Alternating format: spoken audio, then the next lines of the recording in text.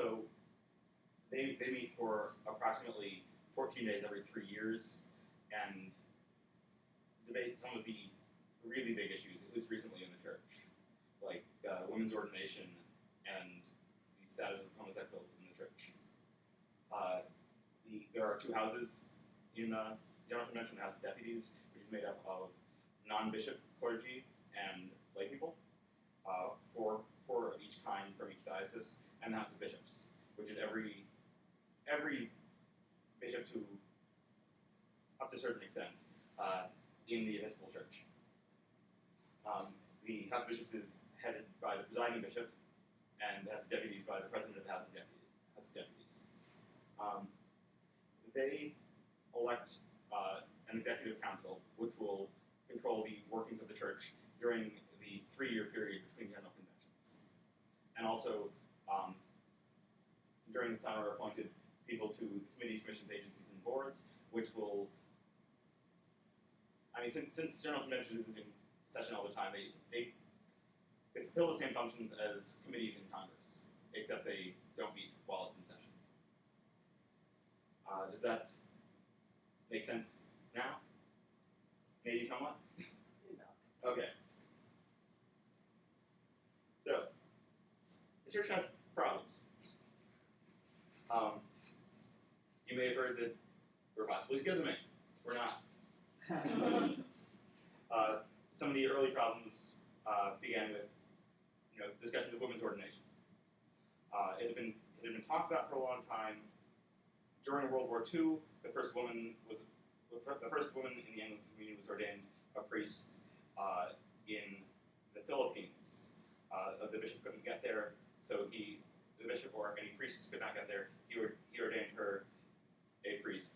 She was forced to give up her license to celebrate the Eucharist or do any of her priestly functions after the war. So that was the first instance of women's ordination in the Anglican Church. In the Episcopal Church, from the 50s and 60s, it started really getting talked about. It had gone up, resolutions had gone up at a couple of general conventions to authorize women's ordination. They'd all failed by varying margins, the margins kind of closing in towards the 70s. Until on July 29th, 1974, we have what are known as the Philadelphia 11. 11 women in Philadelphia were what's called irregularly ordained. So their ordinations were not canonically allowed, but their ordinations were valid. This caused quite a stir, and yes? How do you have both those things? So, if a bishop decides to lay hands on someone, if they are, a baptized, confirmed Episcopalian, if they lay hands on them and say the words ordination, you are a priest. You are always a priest. There is nothing anyone can do to stop you from being a priest. You ontologically change the ordination. At the same time, there are processes in place to keep people that really shouldn't be priests away from the priesthood and help those that actually have a call there to get there. And you need to stand in front of varying committees and commissions and get their approval before an ordination can occur. And at this point, it was also against canon law to ordain women to the priesthood. And so their ordinations were valid, but not allowed. And so the General Convention, was that? Okay. In 1976, the General Convention passed a bill saying, all right, we will allow women to be ordained to all orders, deacon, priest, and bishop. This caused a decent amount of hullabaloo. Yes? Can I interrupt again? Yeah. Ask a question? Okay, so the head of Rockefeller Chapel, Elizabeth Davenport, was a deaconess. Yes. Can you discuss the deaconess thing that came through? So it's something that we didn't really do. We did a little bit in the church in the United States. But we know from the early church that there were women in positions of authority in the churches that they were either called deacons or deaconesses. It's unclear. There are also arguments on both sides to be made whether or not they were actually ordained, whether or not they had laying on of hands. And so deaconess was set up as they're not really ordained. There's no laying on of hands to become a deaconess, but you can hold some sort of authority in the church. It was kind of appeasing people who wanted change to happen and not really giving them anything. Yeah, so she was that for quite a while in the Church of England. Fortunately for us, unfortunately for the groups that didn't like the idea of women's ordination, between 1974 and 1976, they couldn't get a good enough effort together to stop the resolution in 1976 to pass. This actually plays into what's going on today. That group has decided to make ordination of homosexuals their issue because they couldn't make ordination of women their issue back in the 70s. So although we authorized women to be admitted to all orders, women weren't made bishops until 1989, and in 2006, Catherine Jefferson Shorey was elected by the House of Bishops and confirmed by the House of Deputies to be the presiding bishop of the Episcopal Church. So she's now, she is now first among equals in the Episcopal Church. She is the face of the Church in America to the rest of the Anglican community.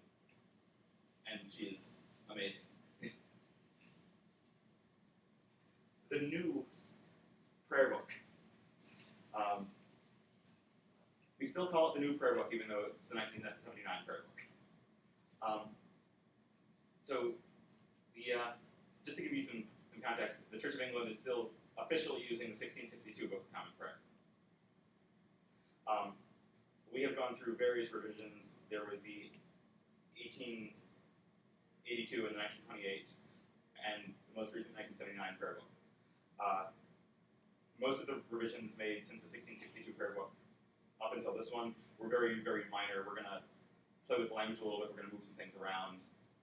This actually included some theological changes. We got rid of a lot of the medieval theology that was in there. Oh God, look at me. I really, really am a sinner. I should throw myself out a window. And instead replaced it with, hey, we're kind of redeemed with this Christ guy. People, for some reason, didn't like that. Yes? Who is this Christ guy? That was the reading. There was reading? Did you check the website? Yeah, check it off. Professor Neil Ramon. Bible.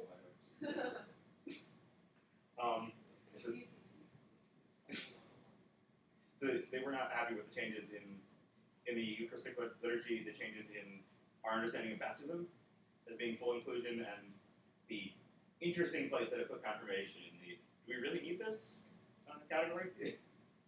And so there were some groups that split over this. They set very, very small groups and fairly quietly left the church because they were not happy with the new prayer book in 1979. I just can't get over the fact that it's still called the new prayer book. And so this is another issue that actually remains in the church today.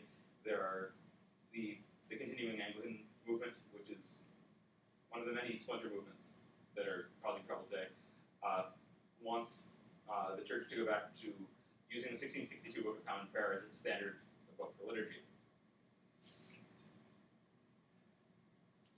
I can't really do any more with this without going into really, really, really liturgically nerdy stuff. So, are there any other questions on this?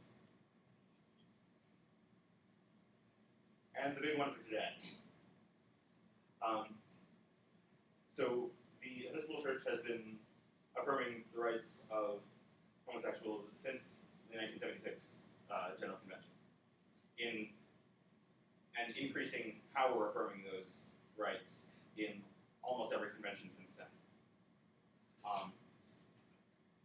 No one in the church or in the communion at large really made a big deal about that. They didn't start making any deals about that or the fact that we were ordaining, partnered gay clergy until 2003,